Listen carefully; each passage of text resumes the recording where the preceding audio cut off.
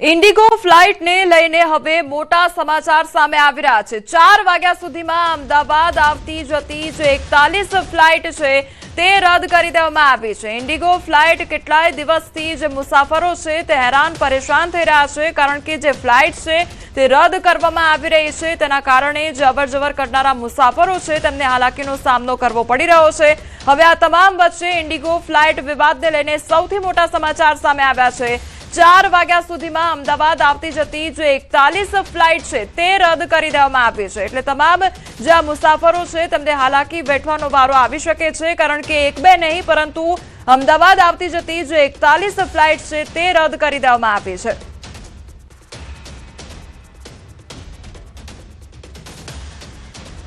અમદાવાદનો Subhash bridge 25 December સુધી બંધ અને જાહેર જનતા માટે આ બ્રિજ જે છે તે 25 ડિસેમ્બર સુધી બંધ રાખવામાં આવશે। અગાઉ 5 દિવસ ઇન્સ્પેક્શન માટે બંધ કરવામાં આવ્યો હતો।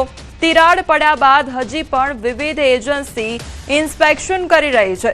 તો અમદાવાદનો જે સુભાષ બ્રિજ છે તે હવે 25 ડિસેમ્બર સુધી બંધ રાખવામાં આવશે અને અગાઉ પણ 5 દિવસ સુધી ઇન્સ્પેક્શન માટે આ જે બ્રિજ છે તે બંધ કરવામાં આવ્યો હતો।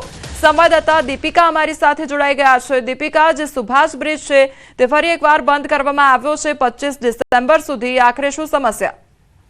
4 ડિસેમ્બરના રોજ ગુરુવારના દિવસે ખાસ કરીને સાંજના સમયે સુભાષ બ્રિજને બંધ કરી દેવામાં આવ્યો હતો અને ત્યારબાદ નિર્ણય લેવામાં આવ્યો હતો કે 5 દિવસ માટે ઇન્સ્પેક્શન કરવામાં આવશે અને તે દરમિયાન ખાસ કરીને સુભાષ બ્રિજને બંધ રાખવામાં આવશે। વિવિધ એજન્સીઓ આવી પણ ખરા અને રાજ્ય સરકારના રોડ અને બિલ્ડિંગ વિભાગની જે ટીમ છે, અધિકારીઓની ટીમ, તે પણ તપાસ કરીને ગઈ। હજુ પણ વિવિધ એજન્સીઓ દ્વારા તપાસ ચાલી રહી છે અને ઇન્સ્પેક્શન દરમિયાન ખાસ કરીને બ્રિજના જે કહી શકાય કે સ્પાન છે તેનો એક ભાગ તૂટી ગયો છે, તો તેને રિપેર કરવા માટે હજુ ઇન્સ્પેક્શન ટીમ છે તેને વધુ સમય લાગી શકે તેવો છે અને તેને લઈને મહત્વનો નિર્ણય કરવામાં આવ્યો છે કે અમદાવાદ મહાનગરપાલિકા દ્વારા ઓફિશિયલ અનાઉન્સમેન્ટ કરવામાં આવ્યું છે કે 25 ડિસેમ્બર સુધી આ બ્રિજ છે તે બંધ રહેશે અને 25 ડિસેમ્બર બાદ પણ હજુ આ સમય છે તે લંબાવાઈ શકાય છે, કારણ કે વિવિધ એજન્સીઓની જે તપાસ છે તપાસ ચાલી રહી છે અને આ તપાસ અંતર્ગત ખાસ કરીને આખો બ્રિજ તોડી નાખવો કે પછી ફરીથી જે ભાગમાં રિપેરિંગનું કામ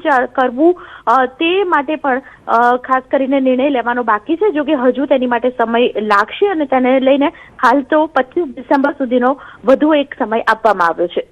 જી દીપિકા, સમગ્ર માહિતી બદલ આપનો આભાર।